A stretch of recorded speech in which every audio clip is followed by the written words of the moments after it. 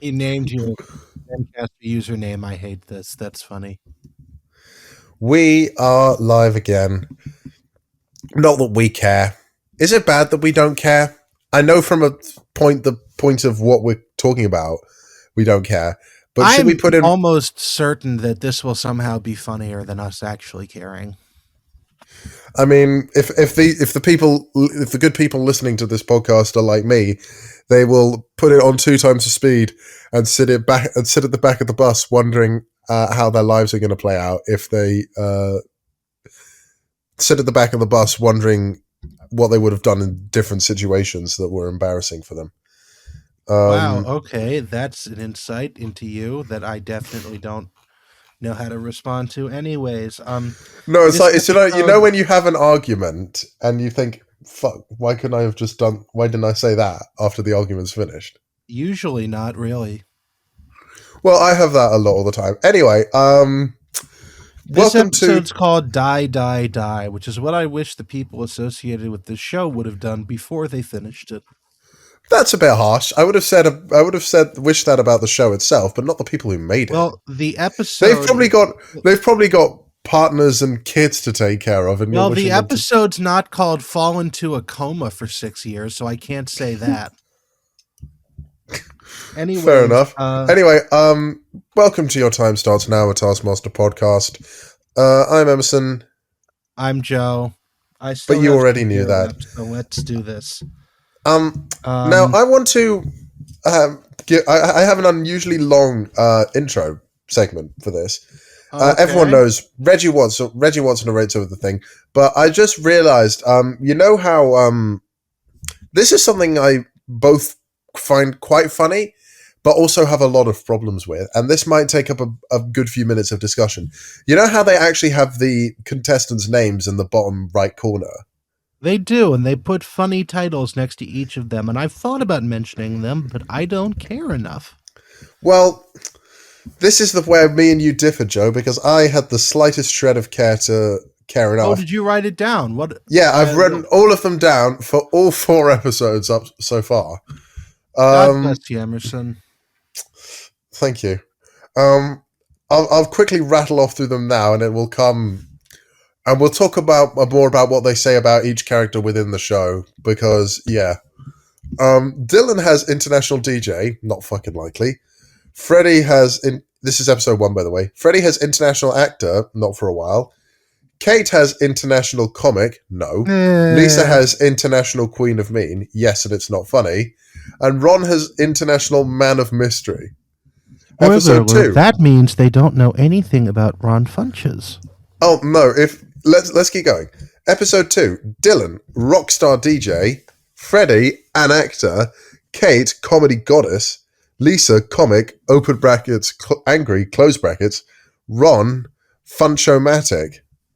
Episode 3. Dylan, record producer. Freddie, child star. Kate, improv comic. Lisa, stand up. Ron Funches. Ron Funches. I didn't notice Episode that one. 4. Episode 4.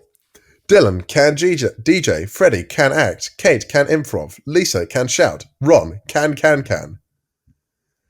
Now, Which, just to specify, I did remember that one. Can is in the dance. yeah, is that? Let me say why this is. It's pretty funny, obviously, because it keeps changing. It's I mean, not funny it's not because, that funny. well, all right, it's not. It doesn't make me laugh out loud funny. Let me explain the biggest problem I have. Ron Funches is the most basic one, and that says two things. Because he's at the end of the line, because they introduce them left to right. Because he's at the end of the line, the punchline, the joke is that his is really uninteresting, which matches Ron on the show in general. Like, Ron is the definitive personality of a wet rag, which I said last episode. Ron seems like he has a personality. The problem is that, unlike everybody else, Ron doesn't really have much to be as this is Ron Funches, and he's done because his major credits are he was a writer. And so, Yeah, he's and so more you better. can't really do much with that. I think I don't know what I can't decide who I dislike more as a contestant. I'm torn between Lisa and Ron for my least favorite contestant. Lisa because she's just a mean old bitch, but Ron because well at least Lisa has a memorable personality. Ron That's really Funches. interesting. I actually get a little bit out of Ron Funches. Like Ron definitely is in the like in the sort of like Nish Kumar ability or Don't you area of dare call Ron Funches and Nish Kumar. no like Don't you fucking he's dare. in the area of I'm not good at this and I acknowledge that, but I'm still here to have a good time. Like Ron doesn't care, which by itself is kind of fun. I did have while watching this episode, I had a revelation that hit me like a bullet. But we'll get to that when we get to it. Also, I Maybe thought David Baddiel might be a better like version of what I'm trying to say. Like Ron Funches knows he's not any good, no, and is just David Baddiel is John Oliver from another universe. there's a thought. What? Yeah, Look at not only don't look at them and then watch them, as you'll see where I'm coming from. I'll have to, but yeah, it's just that Ron knows that he's not going to win this and is therefore just here for a good time more than anything else, which honestly, Kate is my least favorite contestant, I would say, because every now and again you get like she's very good at this most of the time. I mean, I don't. The I'd say disguise I don't. yourself track. But Actually, to be every fair, I now would and probably put Kate in the running for my least favorite contestant but as well. every now and again you get these moments of what her true personality must be. Like the stuff with the puppet is what I really keep coming back to with Freddy's puppet. And it's like I think that like Wasn't that deep Lisa down, who did that? no, that was Kate is the one who won Freddy's puppet at the end of it. And Mm. I mentioned this because it struck a nerve with me. And it really does give the like sort of aura that like Kate is not actually a good person. Like deep down, like Lisa, weirdly enough, Lisa gives the aura of someone Who where is playing a meanness character? is an act and she's just not very good at it. Like a lot of the time she like is says like you bitch or you cunt or something almost like an afterthought. Like she forgot to be mean in the sentence and like appended it at the end to keep up her role. Kate genuinely seems like someone who isn't nice. Like I can't think of any like I don't know, she just doesn't she strikes me as someone who I don't know. She doesn't. I just don't get nice person vibes off her. Which weirdly enough, I I mean, get them if we off think of. of her in the first I episode, she get was the one more who. nice person vibes off of fucking Lisa. Weirdly Well, enough, there's three types of people on this show. There's Kate, who is probably unlikable in her personal life. You've got Lisa, who's unlikable as an act, and then you've got Ron, who's just like I said, like like Ron is the basic, stoner of the group. basic penne pasta with no sauce and no cheese, not even any butter on it, has more personality than Ron Funches. I would say that of Dylan. Dylan really does not have any noticeable personality. Ron is the personality of I'm here and I'm getting paid and that's good enough for me. I mean, Freddie I can tolerate Dylan and Ron. Freddie is Dylan just and the Freddie, token sorry. English guy, and then Freddie's Lisa my favorite acts mean. contestant. Actually, to I be fair, in Ron's defense, this episode made me like him a bit more. I This is the don't know first what it episode. is about any. I don't like any of these people really, Well, their personalities don't really gel well together for a start. and Hence why we also don't have any team tasks. we don't get any time to know these characters or these people, these characters, whatever, in the thing because they're just edited all out. Like I just, it's not Anyway, at good. 10 minutes in, Oh shit, yeah. Prize task. Let's prize. Lisa wanted Prize. to bring in her rescue dog, which again, this is exactly what I was saying. She has a rescue dog. She wanted to bring that in as the task. She claims that the dog is racist because it only bites white people. That was said And as an Annette English and British and middle-aged well, British yeah, men or no, something. but the way she said it was that it seemed like she remembered halfway through her sentence that she had to be provocative. So she said the dog was racist, but only to white people. Then she remembered that in the show, it seems like that she has to be mean to Alex. So she further amended what she said mid sentence to specifically call out Alex, which is a ludicrous way of That was lazy comedy. That it was was, lazy comedy.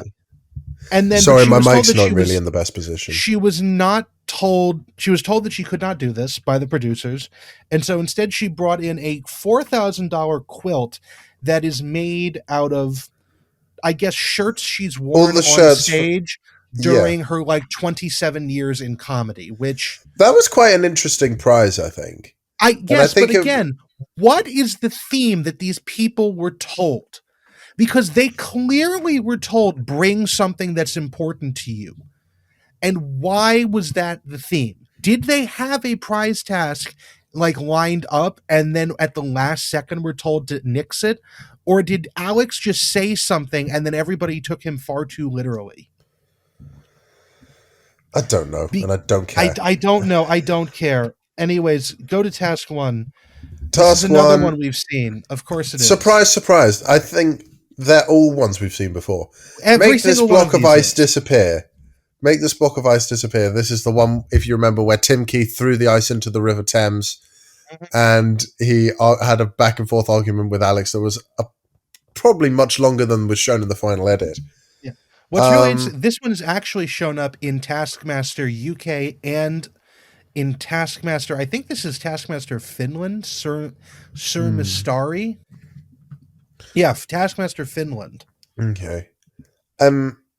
Yeah. Okay. I haven't really shown. I feel like Taskmaster New Zealand is the only other version of the show that is entirely original tasks. Although I feel like the UK version has pinched some tasks from other versions, so I think Taskmaster New Zealand is the only version that has done completely original tasks in the show so far.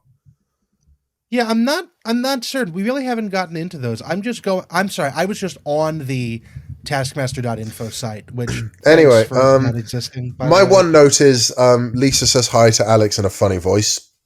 Oh, I didn't have that. It's not even worthy of me playing a soundbite of it. I think the funniest part of this, other than Freddy, is that Dylan smacks the ice block with a shovel, and the shovel visibly bends. He broke the shovel.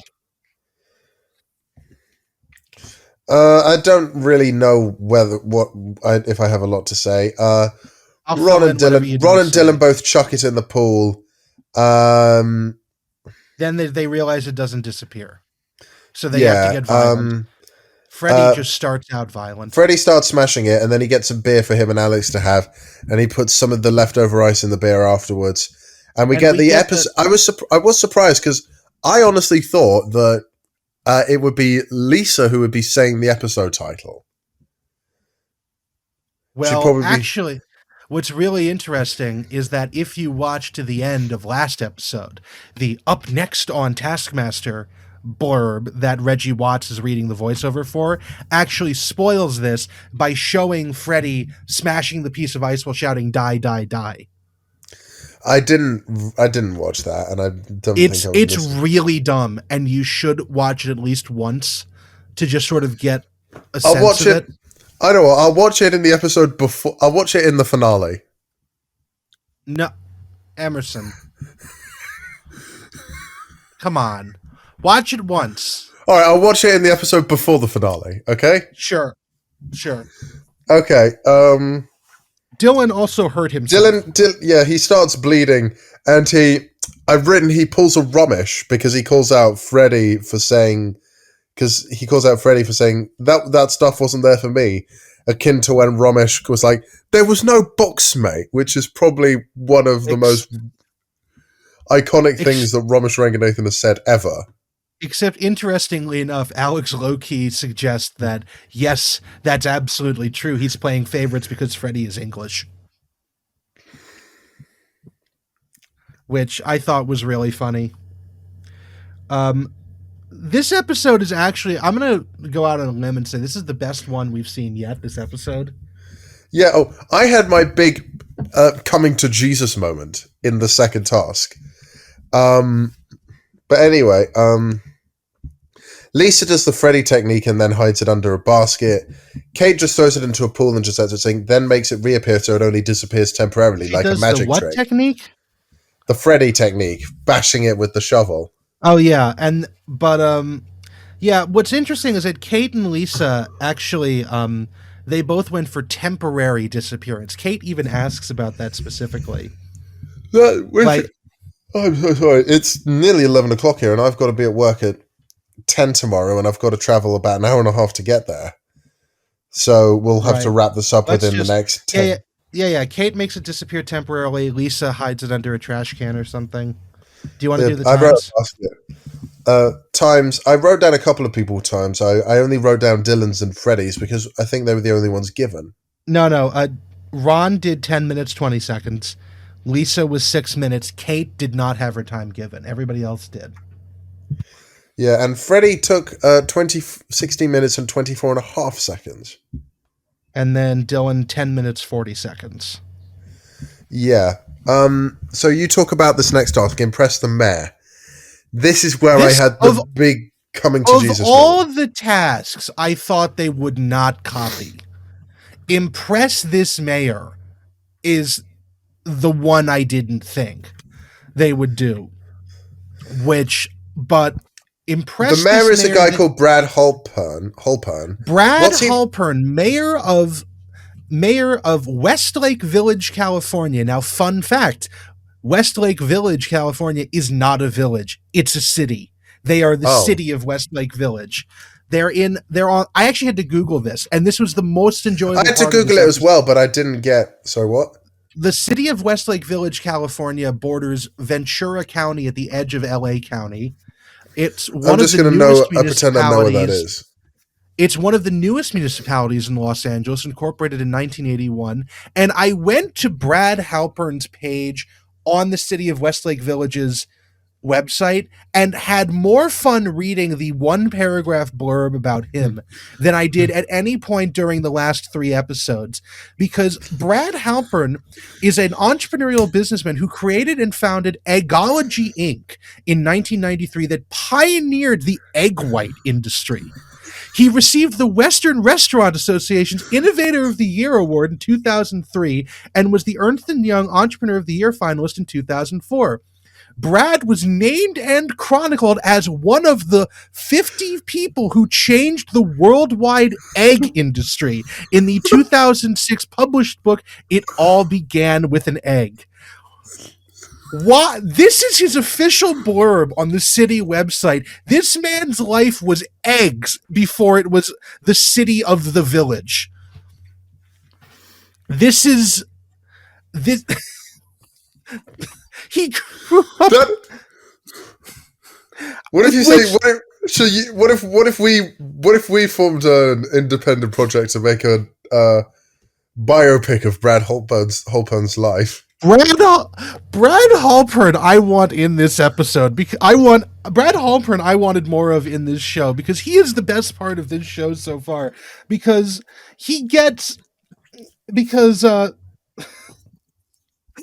I'm sorry, just Mayor Eggman here was the funniest part of this. He's Dr. Eggman. No, he's just Mayor. I don't think he has a doctor. I know, he has a bachelor's degree. Yeah, I know what. Yeah. The Sonic reference. Yes. Anyway, can we get to the bit where I had my epiphany? Well, yeah, let me just get through this. Alex did say the contestants struggled with this.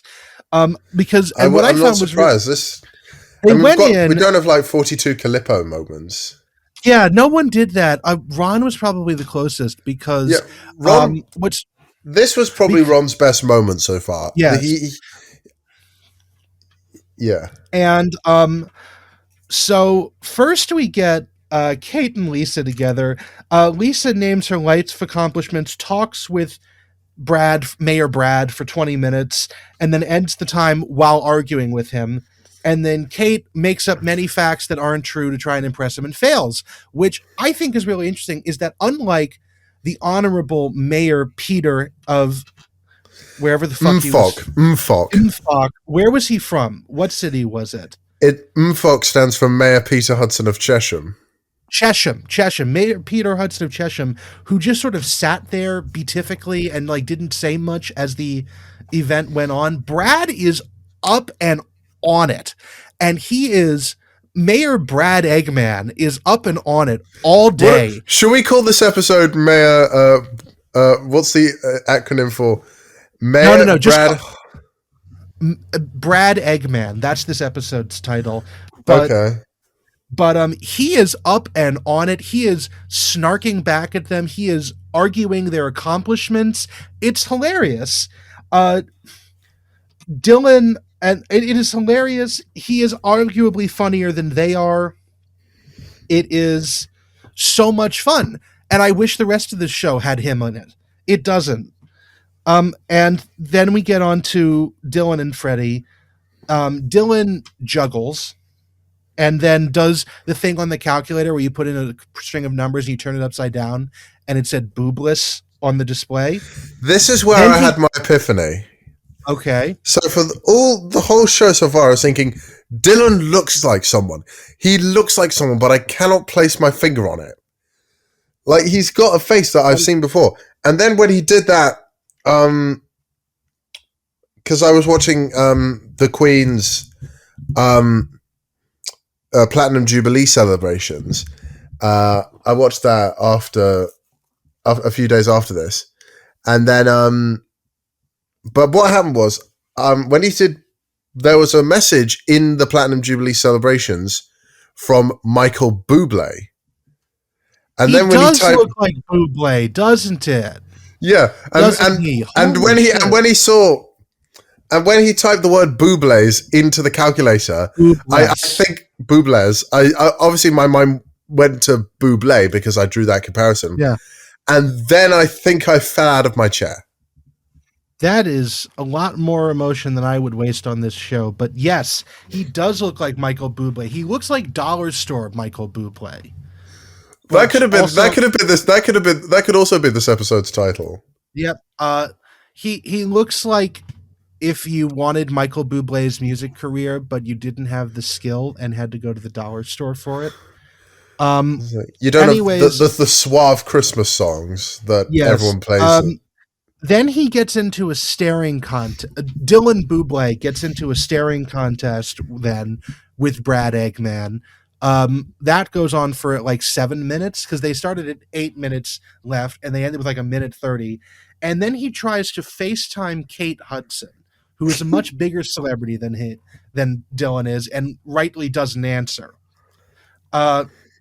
Meanwhile, Freddie shows that he has a reasonable command of Spanish and Arabic, speaks a little bit of Spanish to Brad because Brad speaks a little bit of Spanish.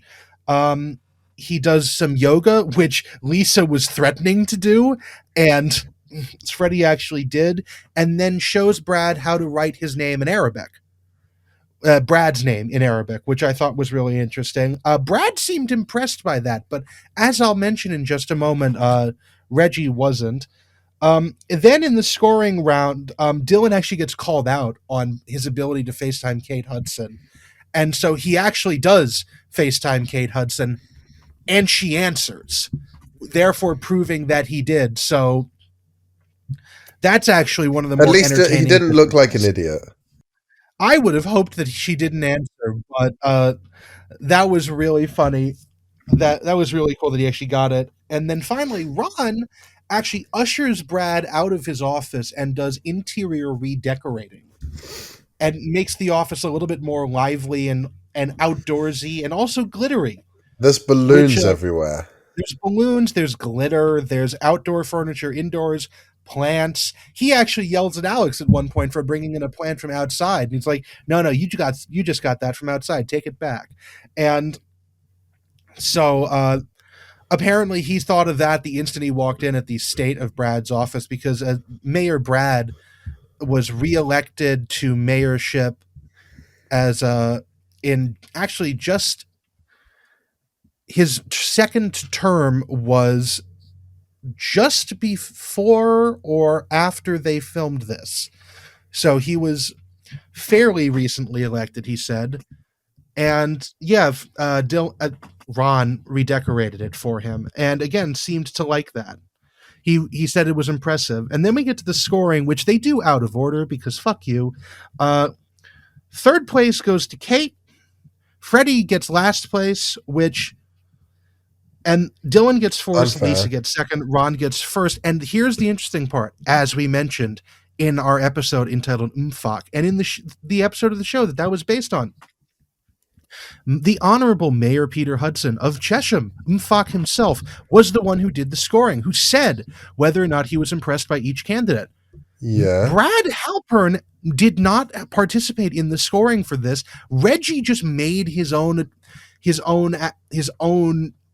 thoughts on this.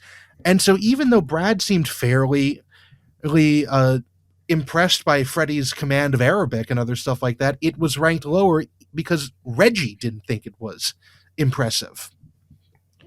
So That again, this show is just like Taskmaster UK, except worse. like, wow. How long did it take you to work that out? About 30 seconds.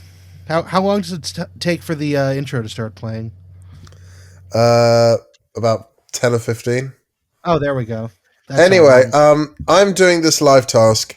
Oh God, I can't believe we're still doing this. Live task is wearing your boxing gloves at all times. Put as many blue M&Ms in the empty bowl as possible. Any non-blue M&Ms shall be subtracted from your blue M&Ms. Now, this task was done in the final episode of the first UK season, except the word M&Ms was just casually replaced with sweets. Yes. I think Because for brand name reasons. Taskmaster USA, sponsored by M&Ms. I think I think you're just not allowed to in the Well, UK. Well, I know you're not allowed to show a company, like name drop a company and then show their product working like shit, because then they'll sue you.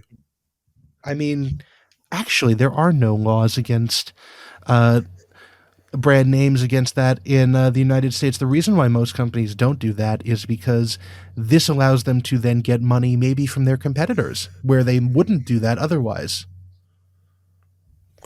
If you have Anyway, a giant Coca-Cola sign in the background of your TV show, Pepsi's not going to advertise with you. okay, so first up, so notes on this task. I didn't write down everyone's exact numbers, although Dylan puts his boxing gloves on his They feet. didn't tell us anyone's numbers except for Lisa and Dylan. Yeah, Dylan did something that not even anyone on the UK version did, which was He put them on his feet, so he is still wearing them. Yeah. The thing is, he was not wearing them at all times. He had to take them off to put them on his feet. Well, I think there's two ways of doing this, Kazunite. Thank you. There's two ways of interpreting that. Wearing them at all times, he never took both gloves off at the same time. He did one, then the other. And then the other one was wearing your boxing gloves at all time, put as many blue M&Ms in the empty bowl.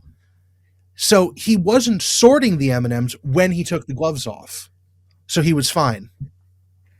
I guess. I mean, there's so many ways of looking at it. Anyway, some of them start pouring out the M&Ms on out of the bowl and onto the floor. Lisa gets one stuck in her nose, like Mel Gedroych does in the task where they have to make exotic sandwiches. Yep. Although sadly it wasn't blue, the M&M she snorted, unlike Mel's. Yep. And so final scores are: we have a 3-way tie. Kate, Lisa, and Ron all have 10 points. Which I don't think even the UK version had. This is what happens when you don't score the prize task. Yep. But yeah. Anyway, they guess the number of Sundays. They don't have a pre-recorded task, which is what they usually. No, I mean, to be fair though, there was that one time when there was. Yeah, the episode where what is Frank Skinner's age in minutes? And Ramesh pulled his face of complete devastation. In minutes. Season 1, Episode 3, The Poet and the Egg. I am gonna have to, because here's a fun thing. Every time we mention Frank Skinner in an episode, even for like 2 seconds, We have to when I mention how do the old he is. when I do the video for this, I actually put the thumbnail we have from the episode Frank Skinner is very old up there instead of the whatever thumbnail image we have as the background image for that like two Excuse me. seconds because it's Frank Skinner in front of an old timey carriage that he presumably took a picture of in like 1897. So I have No. to put in effort to make this.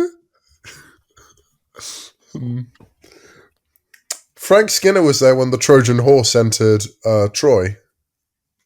Frank Skinner knew Troy, for whom the city was named after. Frank Skinner survived the Great Fire of London. That's why he lives in Birmingham. Frank Skinner started and then stopped the Great Fire of Birmingham, which was seen to be as a competitor to the Great Fire of London. Anyway, the tiebreaker task is guess the number of Sundays the Taskmaster has been alive. I didn't write down anyone's numbers, but... Oh, no, wait, I got a better joke. Frank Skinner survived the Great Chicago Fire by living in Birmingham at the time. That's like me saying That's like me saying That's like a person saying I survived the Second World War because I lived in Iceland. I mean, Nazis did land in Iceland very briefly. I think a couple of them like crashed there. So there was not war in Iceland. Karma. Anyway, Reggie Watts at the time of recording has been alive for 2,363 Sundays. Like Lisa was the closest. Yeah, Lisa was closest, so she wins her fucking quilt back. She wins her own quilt back, and then last thing before we end. Both of these episodes we've covered. Sorry, both of these episodes have been very anticlimactic because the person who brought in the prize won it back. Which I would also like to just mention. So basically, we've learned nothing from this episode. Well, obviously, there's the scores added to the final season, but they've learned nothing from it. No, we've learned nothing. Also, would like to mention, in the end of every episode of Taskmaster UK, Greg Davies will say something at the end. It'll be remember, and then it'll be sometimes nonsense pithy, sentence usually that will link back to the somewhat episode. Meaningful sentence that does this. That usually links to the episode. Yeah. Reggie says, remember, good night. Like I can't think of anything else where you're just blindly aping the concept of the show without actually understanding what it's about than Reggie Watts just fucking saying, remember, good night. It's even what? Remember the 5th. Remember the 5th of November. That's a saying. It's not said a lot in this country, but it's synonymous with Guy Fawkes Night. Yeah, I know. I've seen V for Vendetta, but it's mildly infuriating because it's like remember good night is just like, okay, so even though Alex is here, none of you have watched the show even a little. Joe, you're the host of this damn show. Joe, what? Why are you giving Taskmaster USA more thought and care? Whatever. And okay, that's right. You're right. We should stop. I'm going to stop.